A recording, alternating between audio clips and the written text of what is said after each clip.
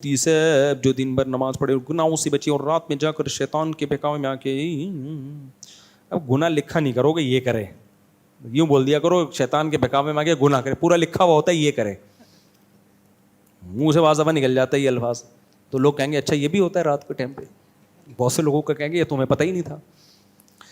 تو اس کے لیے کیا حکم ہے؟ توبہ ہے بھائی، اور کیا ہے؟ یہ نہیں کہ نماز روزے چھوڑ دے، توبہ کرے توبہ۔ یہ جو عام طور پہ نوجوانوں میں آج کل عام طور پہ گناہ ہے نا، ہینڈ پریکٹس کا گناہ، توبہ کرو پھر ہو جائے، پھر توبہ کرو پھر ہو جائے، پھر توبہ کرو، اور چھوڑنے کے لیے کیا کرو؟ اپنے لیے سزا متعین کرو، اپنے اوپر قسم نہ کھاؤ کہ اگر مجھ سے یہ ہوا تو مجھ پر لازم ہے، یہ نظر منتیں اور قسمیں بہت مسئلہ بن جاتی ہیں۔ پکا عزم کرو جب مجھ سے یہ گناہ ہوگا میں اتنے پیسے صدقہ کروں گا یا میں اتنے روزے رکھوں گا۔ یہ بہت اہم بات ہے، اس کو سنیں۔ اس سے فائدہ کیا ہوگا؟ اچھا شیطان پتہ ہے کیا کرتا ہے؟ آپ سے یہ گناہ ہوا، آپ نے اگلے دن روزہ رکھا سزا کے طور پہ، یا کوئی صدقہ کر دیا۔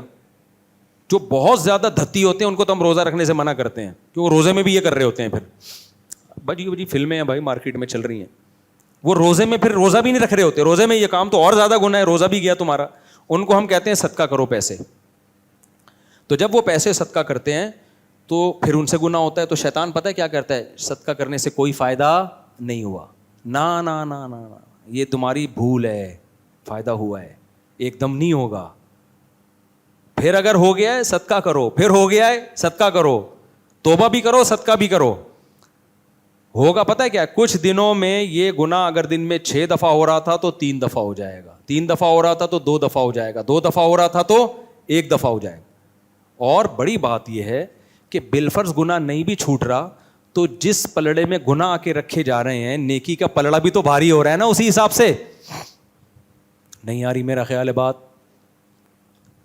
فرض کرو گناہ نہیں بھی چھوٹا تو جہاں ترازو کے پلڑے میں گناہ آ رہے ہیں تو اللہ ظالم تھوڑی ہے کہ گناہوں کو تولے نیکیوں کا نہ تولے، وہ صدقے کی نیکی کو بھی تو دوسرے پلڑے میں لا کے رکھے گا۔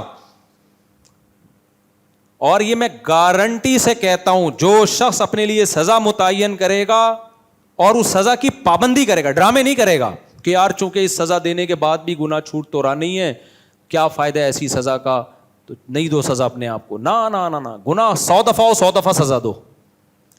تو میں گارنٹی سے کہہ رہا ہوں انشاءاللہ یہ گناہ اس سے دیر سے چھوٹے گا لیکن چھوٹ جائے گا۔ تو چند باتیں بتاؤں۔ پہلی بات، گناہ چھوٹے گا اس سے انشاءاللہ، نہیں چھوٹا کم ہو جائے گا، تو یہ بھی کم فائدہ ہے کیا بھائی؟ ایک بڑا چور ہے ایک چھوٹا چور ہے تو دونوں میں فرق ہے نا۔ چپل چوری کرتے ہوئے پکڑا جائے تو کیا کرو گے اس کے ساتھ؟ یہ تھوڑی کہ جیلوں میں ڈال دو گے اس کو اور وہ کون ہے یار، نیب والے آ جائیں گے، ایسا تھوڑی ہوگا۔ اور ایک ہے کروڑوں روپے کی چوری کرنا، بطور مثال، جو ابھی کیا مثال دوں سب کو بتائیے۔ تو اس سے پہلا فائدہ کیا ہوگا؟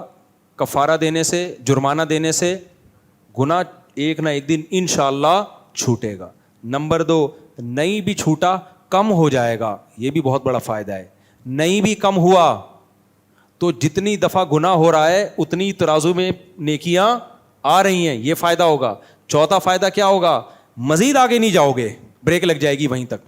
ورنہ جو یہ کام کرتے ہیں نا وہ یہاں تک رکتے نہیں ہیں، ہر گناہ میں طاقت ہے، اپنے سے بڑے گناہ کی طرف کھینچتا ہے۔ جو لوگ چرس پیتے ہیں تھوڑے دنوں میں چھٹے بھی وہی لگاتے ہیں ہیروئن کے، ڈائریکٹ ہیروئن پہ نہیں آ جاتا انسان۔